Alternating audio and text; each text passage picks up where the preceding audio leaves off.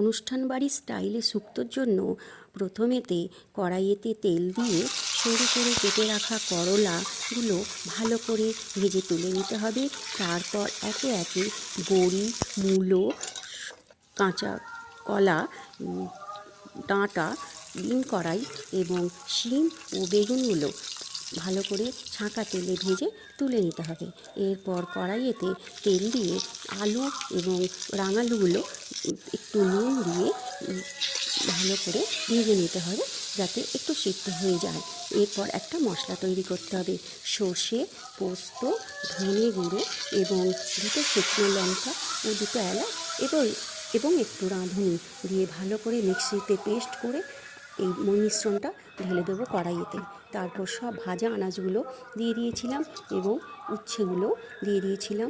ভালো করে চাপা দিয়ে ফুটিয়ে নিলাম। শুক্তোর মেন ব্যাপার হচ্ছে ফোড়নটাকে আমরা খুব ভালো করে বানাবো।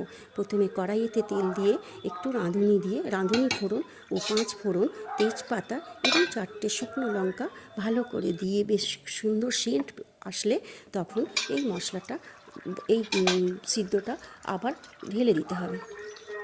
এরপর একটু দুধ দিয়ে ভালো করে সিদ্ধ করে নেব।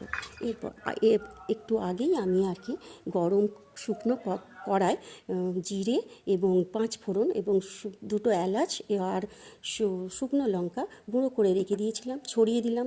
আমার রেডি হয়ে গেল শুক্তো।